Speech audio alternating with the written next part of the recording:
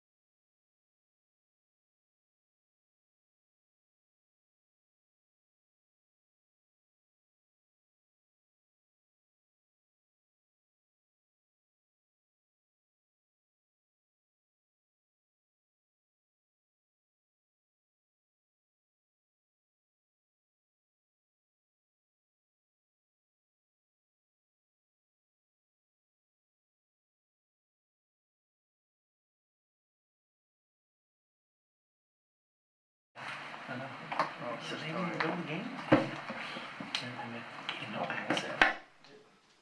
Or did she have no access anyway? How about these kids? You win. You win the day.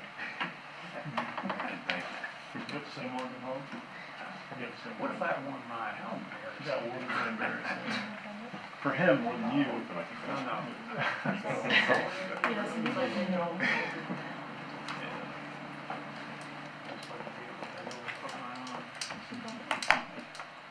Tony also won.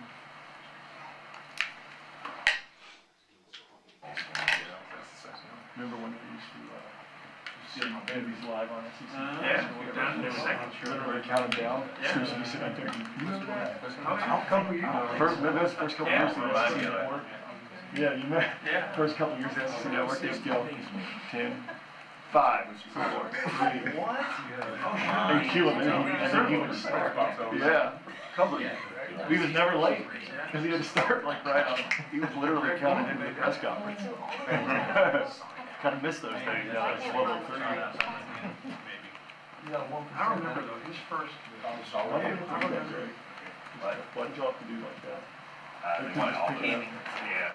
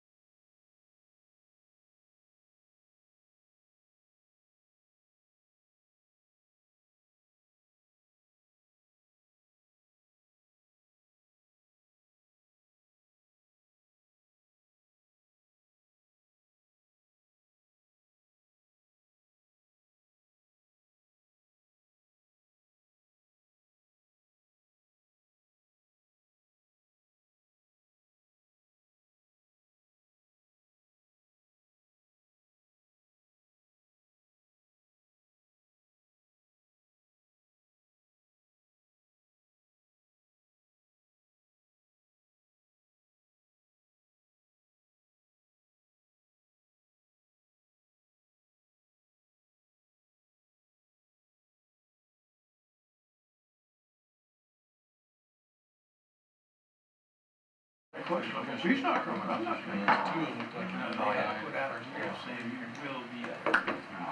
He hit us with a vicious shot, and I was worried he was going to be out. Some of them like it, some of them like. He already had one concussion. He got a concussion at one. You know, I can't tell you how much I dislike doing that. Can we get this over with? Like, it's good to see you too. Yeah, he was. But you know what? He got rocked. He joined the Mississippi State radio. You know what? He moves. He's my man.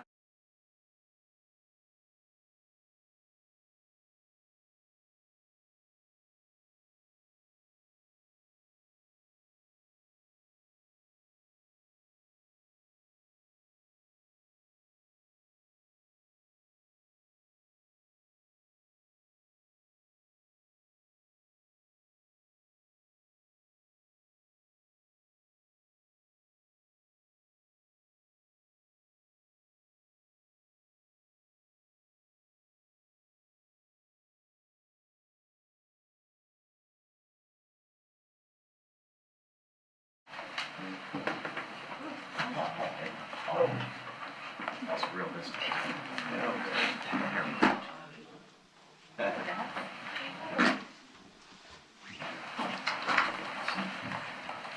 Morning, everyone. Taking the Thursday conference play this week at Ole Miss, Saturday, noon Eastern time, 11 a.m. In Oxford. And this morning, we will turn it over to Coach Stoops. Thanks, Tony. Yeah, looking forward to getting back on the practice field today and another big challenge here this week going on the road with our second road game of the year in conference. So we know it'll be a big challenge. Going back to Northern Illinois briefly, after watching the tape, much like I said after the game, we did some really good things at times, and then at times we were just terribly inconsistent. A lot of the focus is on offense, it seems like, which generally that's going to happen. But really, after really viewing the tape and watching it, really it goes to us being very undisciplined defensively this week. So we got to get it straight. We got to get to a point where we play with all three phases, playing with the consistency that we're looking for. Just very simple things and uncharacteristic of the way we've been playing defensively. So I would describe it as undisciplined play. Offensively, again, very good at times, and then certain drives of play here or play there got us off track. I think the turnovers are obvious when you put the ball on the ground. At the end of the first half, that cannot happen. After a aggravating start, and give them credit, after the long drive to kind of to start the game defensively, we were starting to settle in. Got the turnover at the end of the first half. Uncharacteristic of us playing the middle eight so poorly. Did that, well, actually just the end of the first half, and that was not good. And then the end of the game, same thing. just didn't finish the game very well. Defensively, just let him hit two big plays really to start 2 drives at the end of the game. So we need to get a lot of that cleaned up and continue to work. The good news is we're 4-0 and have an opportunity for a great challenge this week, playing a very good Ole Miss team that we know. Playing them, they're going to go with extremely high tempo. They are running the ball extremely effective. And when you could run the ball like that, obviously it creates explosive plays. In the pass game, they haven't needed to rely on that as much in the first 4 games, but certainly they could do a lot of things and be as balanced as they want to be.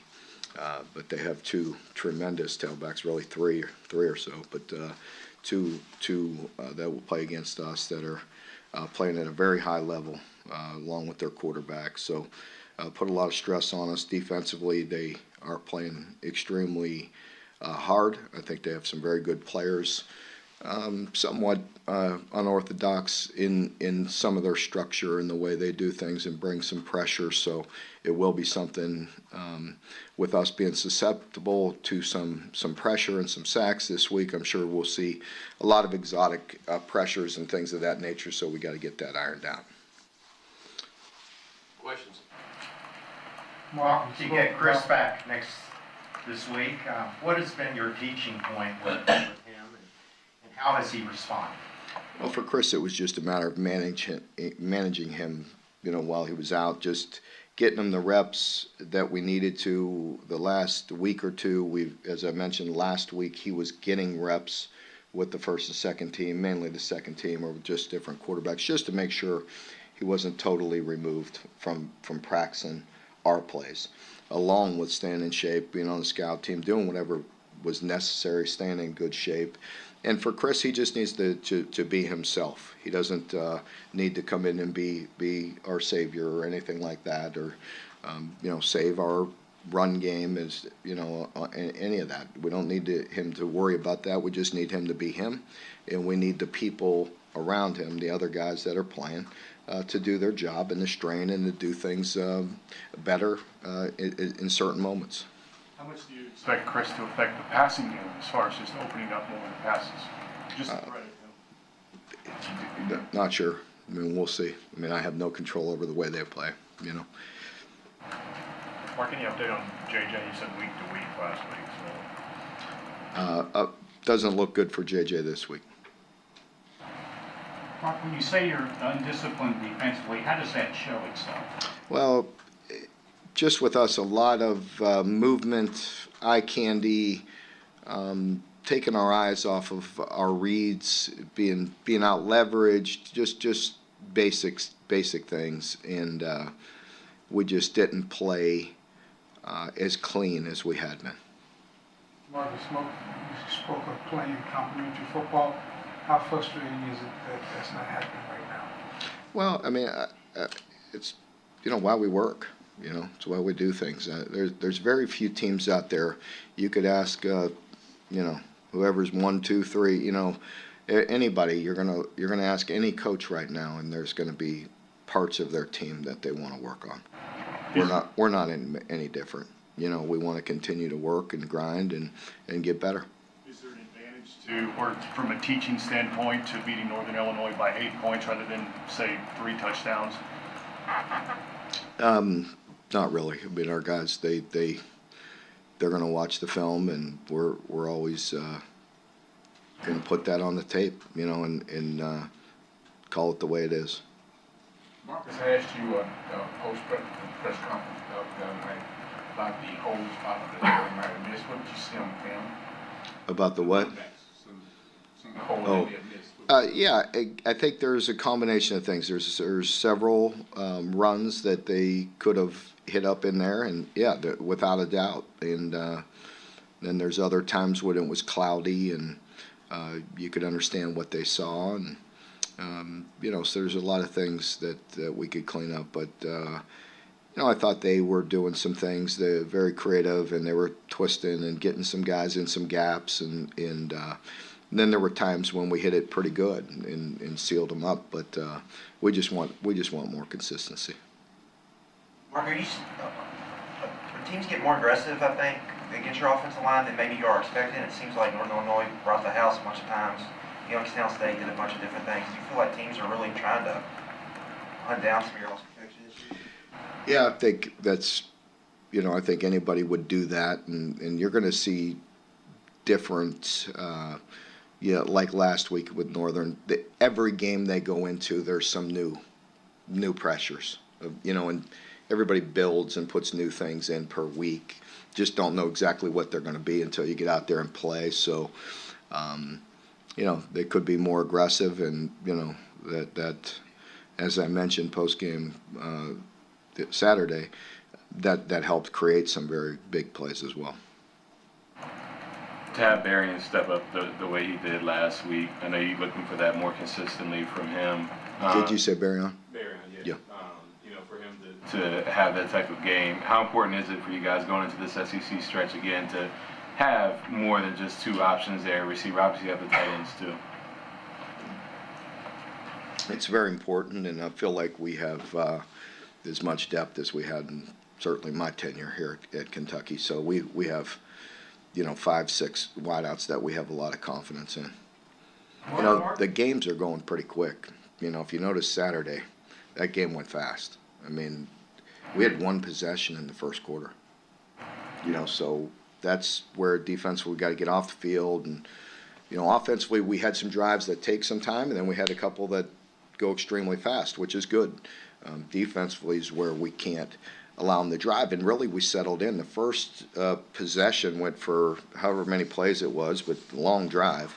Is that it? Thurs? I think it was 11. But whatever, too many. I'm talking about our drive. Yeah. I'm talking about our drive. Theirs was 11 plays, 75-yard drive. But point is that's takes the air out. And let me mention it while I'm thinking about it, because the stadium, the fans are awesome, and we had an unbelievable crowd once again. Thank you, and then we start that way and let them drive. It kind of takes the air out a little bit, and then it offsets it, because the rest of the time we go through some possessions outside of the turnover. We let them drive 34 yards at the end, right at the end there, which kind of was an aggravating drive. But the rest of them there's 1, 2, 3, there's 6 drives in there, but there's like 27 yards or something like that. We have a chance to pull away. And we just gotta capitalize. It's one of those games that kind of, we let it get close at the end and shouldn't have done it. Mark, is Ty Agent healthy and good to go? And the young safeties, Lovett and Shoulders, how did they look on that? Yeah, Zion showed some flashes. He did some really good things, and then had a few plays uncharacteristic of him, where he had bad leverage and, could have got him down on the 30 on the one explosive there. And so, a couple plays he could play better. Jordan's, again, doing some really good things. Some of this experience is invaluable to him. But, there's some things that he's seeing for the first time. And so you need to bank those reps and again, just play cleaner and learn from some of the things that are going on. Ty is, he's got an injury that he's dealing with, and it was bothering him a little bit Saturday. Hopefully he'll get back to full strength here this week. Mark, you've never been one to poo-poo recognition for your team. I'm looking at the AP poll: Georgia, Alabama, Ohio State, Michigan, Clemson, USC, Kentucky. How does that hit you? And more importantly, how do you think your team will respond to something like that? Well, I like it there. I'd like it to stay there. That's really what's most important. Sure. It helps with, I think, as I mentioned, the fan base and showing up and having the people there. It helps in recruiting. It helps, with your team. And hopefully it motivates them to practice hard to stay that way, because we know we have a very tough stretch coming up starting here this week. So, our team is mature enough. Certainly there's some young guys that need to still be taught quite a bit. But the leadership of this team knows that that's fine, but it's really about how we practice and how we prepare and getting ready for a really good team and another tough challenge. Back to that first drive, the opponent's first drive. Same thing happened in the Miami-Ohio game. They came out with that first drive, but didn't do much after that. Northern Illinois after the first drive, until you mentioned a couple of other drives. Is that a process of just getting the guys settled down, or is it making adjustments? How do you Both. gotten better after that? Yeah, both. I think it's a credit to the players and the coaches. Just kind of, they have all week. We have all week to scheme up a lot of plays and set you up. And, some of that is how they're getting to what they do, different presentations. And so you get a chance to get over on the sideline, settle the guys down, talk to them, show them what's going on. And then generally we pick things up and slow down, a bit, slow them down.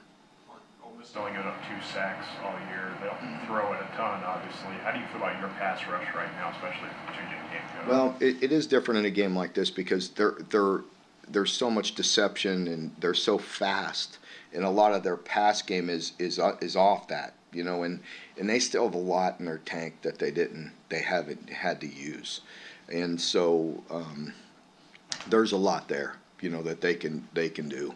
So that's where we have to be much better, much more disciplined, much more locked in on our assignments, because there's a lot going on. And off the run game, their play action and wheels and verticals and different layers that they can throw out there, there's a lot to it where they could strike fast. Drop back passing game isn't as much, isn't what they're going to do. Except when you have to in certain predictable situations. What makes Lane such a good offensive play caller and scheme? Yeah, I think they're very aggressive. Their style and the tempo definitely puts pressure on you.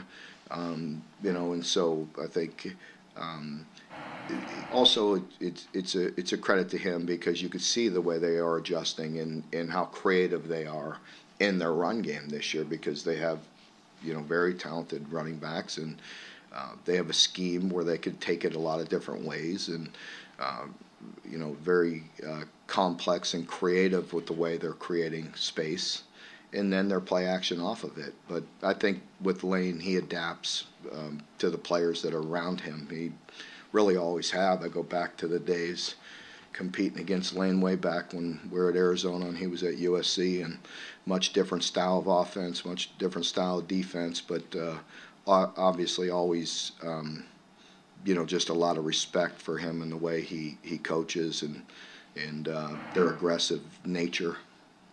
What's about their defense that makes it unorthodox? Just the 3 safeties and how they line up? Yeah, it's just a little different, with how they line up. I mean, they're just getting everything that we've seen. It's just how they present it and how they get to it. Yeah. Mark, we saw Juton came back this week. After watching the tape, how do you feel he played, and maybe what you saw in this limited time you had him? Yeah, I think he's getting back healthy and looking better, and that'll be good for us to get him healthy as well.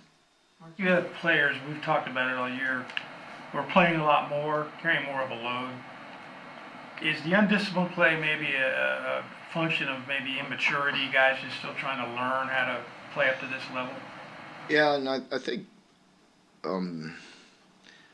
defensively, I don't know. I mean, we got to go see him. We got to talk to him. It's uncharacteristic. I was, challenging the team last week in a team meeting, especially the offense in certain positions where the defense had a relatively good game. Now you come back a week later, it's that. Guess it is the old adage, that's why don't pat us on the back. You know what I mean? Don't, as coaches, we try to offset that and talk about that constantly. I mean, I pounded it with the team last week about us and about the way we practice, the way we play, the discipline we have. And I guess, it's human nature. They hear good things, they're playing good, and then go out there and play very average. Mark, in terms of Keontae Goodwin, how is his development going? How close is he to being ready to assume a larger role? I mean, as I say every Monday, he's a really good young man that's working really hard, that's working his way in the shape that I believe will be a very good player. When that is, we don't need to put you know, we don't need to rush people, you know. It's, you know, look at, you know, guys that have been here. I mean, they blow up as a 4th-year player, a 5th-year player. You just never know. Some guys are ready to go early. Not many are. You know, it's a hard game to play. It's a hard position to play. But you know, he'll be good in the right time. In terms of his red shirt, are you committed to? Yeah, we're committed to playing him. You played the 4 games already. Ole Miss resembles which of the 4 teams the most? What? Of the 4 teams you've already played, which team does Ole Miss resemble the most? I don't know if that's. I mean, the last thing I need is a headline comparing Ole Miss to one of the 4 teams I played. I mean, you know, no matter how I say it, that's how it would come out, right? Like in the headline. You know, I'm a little wiser than that. I think we're relying a lot on the running game, but what have you seen from Jackson Dart, who's finally officially named their starter at quarterback? Yeah, I think he's a really good player. He's getting better with every rep. He's explosive. He's making good decisions. You know, there's been games this year where, much like our offense, they've stopped themselves. And I'm sure they're sitting there saying, who stopped us? We stopped ourselves. Bad snap, bad, you know, communication, just certain things. But you can see when they're clicking and in a rhythm. He's very talented. He can run, makes good decisions, could throw it. And like I said, they're sitting on a lot of explosives that they're setting up, and you know, they can do a lot of different things. Speaking of explosives, how different is it to have so many explosive options on offense this year as compared to years past? Well, it's great. I've mentioned that, you know, every week. It's certainly really good to see us take a dig or take a deep in and take it to the house and have explosive guys. I mean, we've been looking for that. So, you know, it's really good. And, you know, that is, you know, certainly our pass game right now, our drop back passing game's the best it's been since I've been here by far. And, you know, that has a lot to do with Will, but it has a lot to do with the wideouts. And we've had our moments in protection being very good. You know, and we all know that we need to improve, but we've hit some very big plays because of that protection. Your player said he thought that Chris being on the scout team had really helped the defense so far. How much was he doing there, and what did you see in him embracing? Yeah, he needs to get down there and get the reps, get the feel, see the vision, you know, have the vision that, you know, we're talking about, and get thudded up a little bit. So, you know, he picked his spots, went down there, you know, was working with the offense. There's always individual in practice, so there's a lot of different ways. Keidron and Jacques are returning, you know, in a game this week to the school that they used to play at. Do you think that gives them a little extra more motivation, or are those guys so experienced it's just another game for them? I really don't know. You know, you'd have to talk to them. They're both older, mature guys, so I'm not overly concerned about it. I think they understand that they just got to go out there and play. Your team played well in your only other road game, obviously down in Florida. They told us they kind of thrived on that atmosphere at the Swamp. Does that give you cause for optimism this week? I know every game's different, but... Well, every game is different because, you know, right now we are maybe one, I think it's one, but we're right at the top of the league in fewest penalties, you know, and that's a good thing. But we won't go back to, if I could go back to Game 3, and we talked about, you know, Game 3 versus Youngstown, we had 10, if I'm not mistaken. But we're still top in the league, fewest penalty yards in the league, so we have to continue that. That's another tough challenge with going on the road, and it's a new opportunity. You know, it's a new game. Just because we handled some of that environment fairly well in the Florida game doesn't mean it carries over. You know, we have to have that same level of concentration.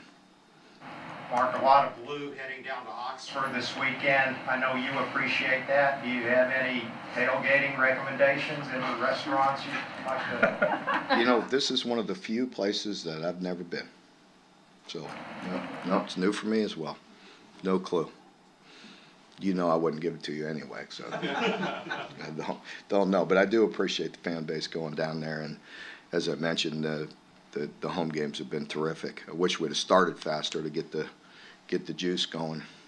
There's not a particular bourbon you think they should take with them? Always William Tarr. I mean, always. In fact, it's going to be 11 o'clock that time. You think that what the fans of the Wildcat? You know, it is what it is. You know, that's the situation, man. Let's go deal with it. You know. Marcus, the offensive line starts to get a little more continuity with those 5 guys. Can you see that on film? Yes, I can, and you know, there's optimism there for us, you know, with that growth. You know, we've seen it before. You know, when you have new guys and you got new positions and you know, they're getting experience with every game, they're getting better with every opportunity. There's moments that it sticks out, but there's a lot of good things they're doing as well. Your record against Western Division teams hasn't been very good. Does that matter in your mind? Is that a factor at all? I don't even know what it is, bud. I'm sure you'll point it out for me. So, no, I mean, it's a new game, new opportunity. You know, when it's on the right side of something, it doesn't mean anything either, right? So, I mean, it really doesn't. So. Anyone else? No, thank you very much. Yep, thank you.